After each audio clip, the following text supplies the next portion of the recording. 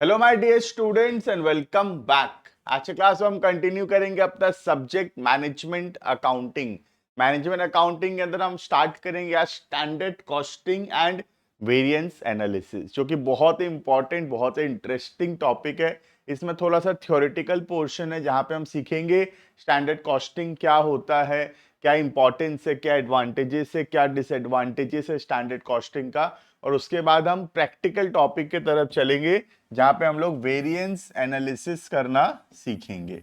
याद होगा अगर तुमको बजट एंड बजटरी कंट्रोल का चैप्टर, तो वेरिएंस का मतलब होता है सबसे पहले एक बजट सेट करना, बजटेड परफॉर्मेंस को कंपेयर करना विद द एक्चुअल परफॉर्मेंस, और दोनों के बीच में जो डिफरेंस आएगा उसको अपने बोलते हैं डेविएशंस। तो डेविएशंस का मतलब है difference between the planned performance या budgeted performance and the actual performance. Clear है? स्टार्ट करते topic. What is standard costing? ठीक है, देखना। The word standard means benchmark और यार्डस्टिक। तो स्टैंडर्ड का मतलब होता है एक बेंचमार्क सेट करना, एक टारगेट सेट करना कि इतना हमको करना है। This is called as benchmark या फिर स्टैंडर्ड। जैसे मैं टारगेट सेट किया कि आने वाले एग्जाम्स में मुझे 90 मार्क्स स्कोर करना है, तो ये 90 क्या है? 90 मेरा स्टैंडर्ड है, मेरा बेंचमार्क है, मुझे इतना तक पहुंचने का टारगेट सेट हुआ है, राइट? तो this target is called as the standard और द बजट और द बेंचमार्क। ठीक है, तो सबसे पहला काम है हम सेट करेंगे अपना बेंचमार्क या फिर यार्डस्टिक, और फिर एक्चुअल परफॉर्मेंस करेंगे, और एक्चुअल परफॉर्मेंस को कंपेयर करेंगे हमारे स्टैंडर्ड परफॉर्मेंस के साथ, सो दैट हमको पता चल सके कितना डेविएशन है। जैसे कि एग्जांपल के तौर पे सपोज मुझे 90% मार्क्स लाना है, तो 90% क्या है? 90% मेरा स्टैंडर्ड परफॉर्मेंस है। ठीक है, अब सपोज मैं एक्चुअल में लाया 85%, तो 85% क्या है? 85% मेरा एक्चुअल परफॉर्मेंस है। अब जब मैं स्टैंडर्ड परफॉर्मेंस को कंपेयर करूंगा एक्चुअल परफॉर्मेंस के साथ, तब मुझे पता चलेगा कि there is a deviation of 5%। 5% का डेविएशन है। अब मैं इस डेविएशन को ठीक करने का कोशिश करूंगा सो दैट फ्यूचर में डेविएशंस ऑकर ना हो। क्लियर है? देखना, the standard cost is a predetermined cost which determines in advance what each product or services should cost under a given circumstances. तो हम एडवांस में सोचते हैं, एडवांस में टारगेट बनाते हैं कि हम कितना रुपए में जो है फिनिश गुड्स प्रोड्यूस करेंगे। एक यूनिट को बनाने में कितना रुपए का रॉ मटेरियल लगेगा, कितना रुपए का लेबर लगेगा, कितना रुपए का ओवरहेड लगेगा। पहले हम ये एडवांस में प्लानिंग करते हैं, राइट? और फिर एक्चुअल में हम फिनिश गुड्स बनाते हैं, and then we compare the planned cost with the actual cost, right? देखना, in the words of Baker and Jacobson, standard cost is the amount the firm thinks, जितना हम सोचे हैं, अ प्रोडक्ट और the operation of the process for a period of time should cost, कितना रुपया लगना चाहिए। This is called as standard. हमको क्या लग रहा है, कितना रुपया लगेगा एक प्रोडक्ट को बनाने में, this is called as standard, right? Based upon certain assume conditions of efficiency, economic condition and other factors. The costing terminology of chartered institute of management accountants London define standard cost as a predetermined cost. Standard cost क्या है? पहले से सोचा हुआ cost, जो हमको लग रहा है कि इतना रुपया लगेगा, which is calculated from the management standards of efficient operation and the relevant necessary expenditure। जिसको हम लोग कैसे निकाले हैं? प्लान करके कितना रुपया लगना चाहिए। अब प्लान कैसे होता है? Based on your past performance and based on future expectations. Clear है ये? तो सबसे पहला काम हो गया, स्टैंडर्ड सेट हो गया। ठीक है, there are the predetermined cost based on technical estimates of, किस किस चीज का कॉस्ट हम एस्टिमेट करते हैं? Labour, overhead and material, right? A standard cost is a planned cost. तो ये सब अलग अलग डेफिनेशन है स्टैंडर्ड कॉस्ट का। कोई प्रोडक्ट या सर्विसेज को बनाने में जितना रुपया लगना चाहिए, that is called as standard cost. Now, what is standard costing? The technique of using standard cost for the purpose of cost control is known as standard costing. Standard costing क्या है? Standard costing वो technique है जहां पे हम standard cost को use करके हमारा एक्चुअल कॉस्ट को कोशिश करते हैं कि वो स्टैंडर्ड कॉस्ट के हिसाब से हो, राइट? तो बेसिकली हमारा कोशिश होता है कि हमारा कॉस्ट कंट्रोल हो, जितना रुपया हम सोच रहे हैं लगना चाहिए उतना रुपया ही लगे। ये टेक्निक को बोलते हैं स्टैंडर्ड कॉस्टिंग। क्लियर है? तो यहाँ पे दो टर्म्स आ रहा है, एक टर्म हो गया अपना स्टैंडर्ड कॉस्ट, राइट? एक टर्म हो गया स्टैंडर्ड कॉस्ट और दूसरा टर्म है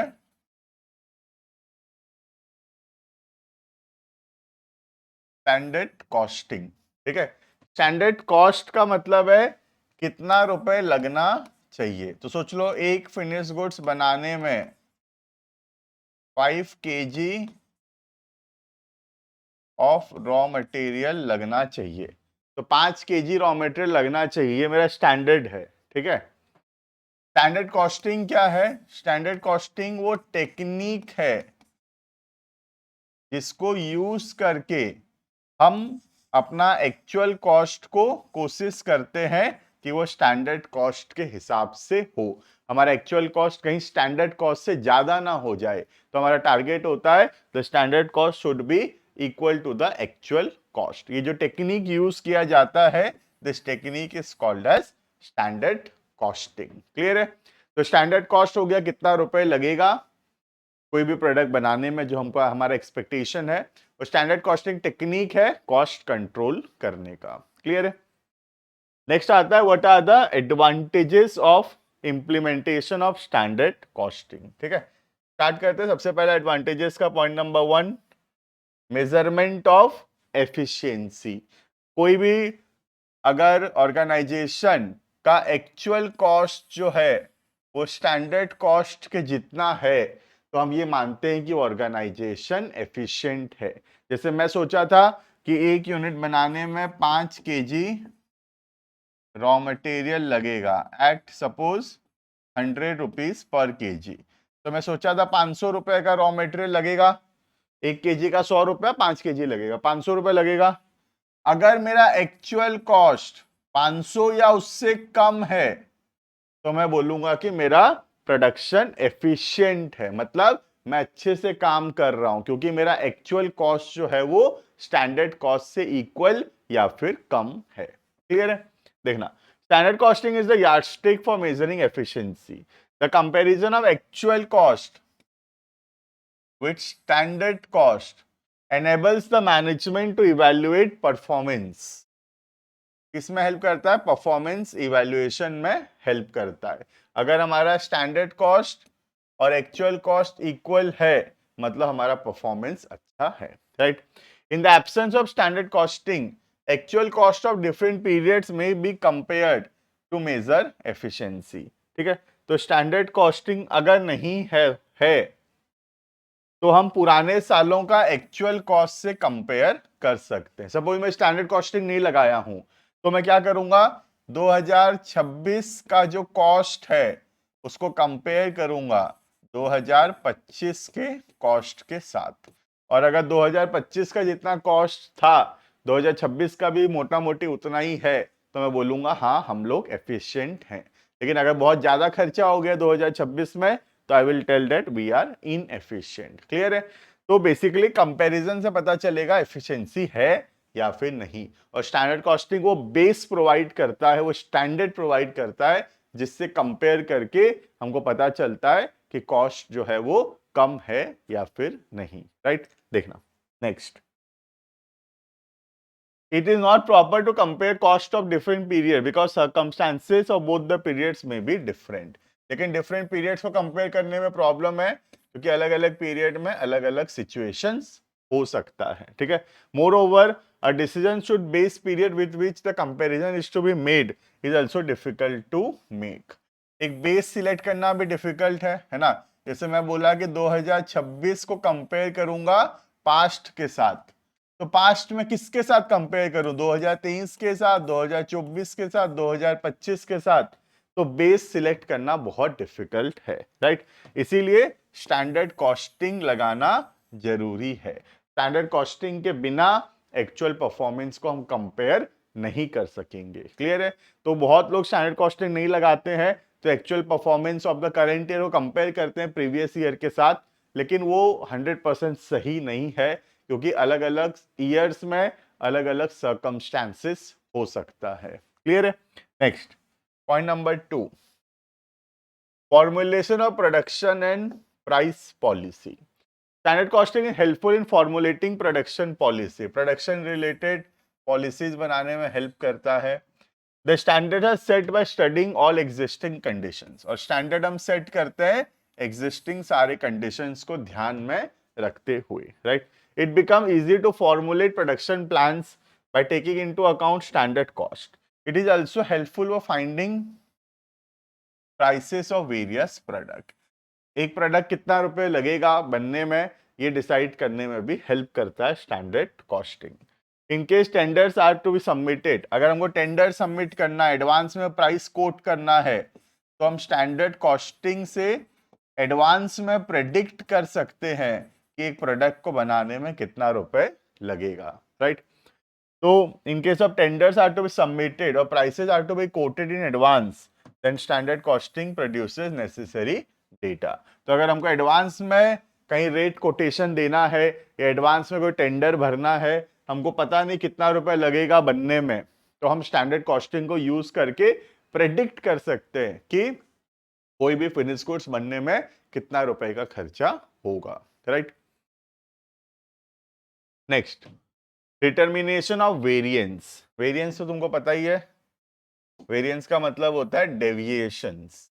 the word variance means deviation, deviation between the planned performance and the actual performance, ठीक है। जैसे मैं सोचा था कि 500 रुपए लगना चाहिए, लेकिन सपोज 600 रुपए लग गया, तो यहाँ पे डेविएशन है 100 का, 100 का डेविएशन है यहाँ पे, राइट। देखना, by comparing the actual cost with the standard cost, variance are determined. Management is able to spot out the places of inefficiency. जहाँ वेरिएंस ज्यादा है, इसका मतलब वहां इनएफिशिएंसी है। It can fix responsibility for deviation. हम responsibility fix कर सकते हैं किसके वजह से डेविएशन हुआ, उसको ठीक कर सकते हैं फ्यूचर में, ठीक है। A regular check on various expenditure is also ensured by standard costing. और standard costing ensure करता है कि जितना भी expenditures है वो हमारे प्लान के हिसाब से ही हो, कहीं ज्यादा खर्चा ना हो जाए, right. Next, reduction of work. In historical costing, records are maintained for determining the cost. Standard costing reduces clerical work. काम कम करता है, accountant का काम कम कर देता है ये to a considerable extent, and management is supplied with the useful information. In this system, only necessary information will be recorded and superfluous data are avoided. जो काम का information है सिर्फ वही रिकॉर्ड होता है, और जो बेकार का इंफॉर्मेशन है जिसका कोई काम नहीं है वो सब हम रिकॉर्ड नहीं करते। The report presentation is simplified and only required information, जो हमारा जरूरत का इंफॉर्मेशन है, in such a form that management is able to interpret the information easily and useful. तो इतना इंफॉर्मेशन सिर्फ यहाँ पे रिकॉर्ड होता है जो हमारे काम का है, जो इंफॉर्मेशन हमारे काम का नहीं है वो सब हम स्टैंडर्ड कॉस्टिंग में रिकॉर्ड नहीं करते। तो स्टैंडर्ड कॉस्टिंग काम थोड़ा रिड्यूस कर देता है, क्योंकि जो हमारे काम का चीज है, जो चीज हमारे लिए यूजफुल है, मीनिंगफुल है, सिर्फ वही सब कुछ रिकॉर्ड हो रहा है, और जो चीज हमारे काम का नहीं है, जो इससे हमको कोई फर्क नहीं पड़ता, वो सब चीज हम लोग अवॉइड करेंगे, क्लियर है। Next, management by exception. देखना, with the use of standard costing, targets of different individuals are fixed. If the performance according to the predetermined standards, then there is nothing to worry. तो अगर हमारा standard performance और plan performance साथ चल रहा है, तो कोई भी वरी करने का जरूरत नहीं है, कोई भी चिंता का बात नहीं है। The attention of management is drawn only when actual performance is less than the budgeted. ध्यान देने का जरूरत सिर्फ कब पड़ेगा, जब हमारा एक्चुअल परफॉर्मेंस कम है as compare to the planned performance. Management by exception means that everybody is given a target to be achieved and management need not supervise each and everything. Management को सब कुछ देखने का जरूरत नहीं है. मैनेजमेंट बाय एक्सेप्शन का मतलब हम कुछ कुछ चीज को कंट्रोल करेंगे, कुछ कुछ चीजों पे ध्यान देंगे, सब चीजों पे ध्यान नहीं देंगे. तो जो लोग अपना टारगेट अचीव कर रहे हैं उन पे ध्यान देने का जरूरत है ही नहीं. जिनका एक्चुअल परफॉर्मेंस कम है as compare to the plan performance, उन पे ध्यान देने का जरूरत होगा. Right. The responsibilities are fixed and everybody tries to achieve his target. If the things are going as per the target, management need not to bother. वही लिखा है कि अगर एक्चुअल परफॉर्मेंस, स्टैंडर्ड परफॉर्मेंस ठीक चल रहा है, साथ साथ चल रहा है, तो कुछ चिंता का बात नहीं है. Right. Management devotes its time to other important things. तो management by exception is possible only when targets of work can be fixed. तो मैनेजमेंट बाय एक्सेप्शन का मतलब होता है इंपॉर्टेंट चीजों को ध्यान देना, बाकी चीजों पे उतना टाइम वेस्ट ना करना. तो जो लोग अपना टारगेट अचीव कर रहे हैं, जहां डेविएशंस नहीं है वहां हम ध्यान नहीं दे रहे. जो लोग अचीव नहीं कर रहे, जहां एक्चुअल परफॉर्मेंस कम है, हम सिर्फ वही एरियाज में ध्यान देंगे. क्लियर है. Next, facilitates cost control. Cost control का मतलब होता है कॉस्ट को कम करना. तो अगर हम हमेशा स्टैंडर्ड को एक्चुअल से कंपेयर करते रहेंगे, एनालाइज करेंगे, डेविएशंस फाइंड आउट करेंगे, करेक्टिव एक्शंस लेंगे, रिस्पॉन्सिबिलिटी फिक्स करेंगे कॉस्ट का, तो उससे कॉस्ट हमेशा कम लगेगा. Right. Every costing system aims at cost control and cost reduction. Standard costing helps in achieving this aim. The standards are being constantly analyzed and an effort is made to improve the efficiency. Whatever the variance occurs, the reasons are studied. Reason हमेशा हम खोजने की कोशिश करते हैं और उसको जल्द से जल्द ठीक करते हैं. तो जो भी डेविएशंस आएगा उसको हम फाइंड आउट करेंगे क्यों आया वो डेविएशन, उसको ठीक करेंगे सो दैट ये डेविएशंस फ्यूचर में ऑकर ना हो. तो स्टैंडर्ड कॉस्टिंग हमको हेल्प करता है वीक एरियाज को फाइंड आउट करके उसको सुधारने में, सो दैट कॉस्ट कंट्रोल हो सके. क्लियर है. Next, eliminating inefficiency. जो हमारा एरियाज है जहां पे इनएफिशिएंसी है, जहां पे कॉस्ट ज्यादा लग रहा है, वो एरियाज को ठीक करने में हेल्प करेगा. The setting of standard for different elements of cost requires a detailed study of different aspect. तो स्टैंडर्ड कॉस्टिंग लगाने के लिए हमको ईच एंड एवरीथिंग बहुत डिटेल में स्टडी करना पड़ेगा. और जब हम हर एक चीज को बहुत डिटेल में स्टडी करेंगे तो हम बेटर मेथड्स उसमें यूज कर सकेंगे, और बेटर मेथड्स अगर हम यूज करेंगे तो वहां पे इनएफिशिएंसी कम होगा. क्लियर. प्लस हर एक पर्सन कोशिश करेगा अपना एक्चुअल परफॉर्मेंस को प्लान परफॉर्मेंस के हिसाब से रखने का. वो टाइम वेस्ट नहीं करेगा, रिसोर्सेज वेस्ट नहीं करेगा, ज्यादा खर्चा नहीं करेगा. इससे ऑर्गेनाइजेशन का इनएफिशिएंसी रिड्यूस होगा और एफिशिएंसी बढ़ेगा. Right. The determination of manufacturing expense will require time and motion study for labor and effective material control device for material. तो हमको स्टैंडर्ड सेट करने के लिए मैन्युफैक्चरिंग एक्सपेंस को लेकर, लेबर का, मटेरियल का, ये सब का स्टैंडर्ड सेट करने के लिए हमको बहुत डिटेल स्टडी करना पड़ेगा. और ये सब जब स्टडी हम करेंगे, हम इनएफिशिएंसीज को रिड्यूस कर सकेंगे. जो बेकार स्टेप्स है, जो हमारे काम का चीज नहीं है, वो सब हम एलिमिनेट कर सकेंगे. Right. Next, last, helpful in taking important decisions. Standard costing provide useful information to the management. Management को रिक्वायर्ड इंफॉर्मेशन प्रोवाइड करता है और ये इंफॉर्मेशन हेल्प करता है मैनेजमेंट को डिसीजंस लेने में. कई बार डेविएशंस है, बट डेविएशन का रीजन हो सकता है इन्फ्लेशन हो सकता है सच में प्राइस बढ़ गया हो, है ना. जैसे 500 रुपए लगेगा हम सोचे थे, लेकिन 600 लग गया. देख कर तो लग रहा है कि हमारी गलती है, 100 रुपए ज्यादा लगा, लेकिन क्या पता सच में इन्फ्लेशन आ गया है, सच में प्राइसेस बढ़ गया रॉ मटेरियल का, तो हम क्या करेंगे उसमें. राइट. तो डेविएशन को एनालाइज भी करता है स्टैंडर्ड कॉस्टिंग, जो कि अल्टीमेटली हेल्प करता है इंफॉर्मेशन देने में मैनेजमेंट को, और मैनेजमेंट उससे डिसीजंस ले सकता है. राइट. स्टैंडर्ड कॉस्टिंग के हेल्प से हम इंसेंटिव प्लान्स भी बना सकते हैं एम्प्लॉइज का. अगर एम्प्लॉय अच्छे से काम करेंगे तो हम उनको बोनस देंगे.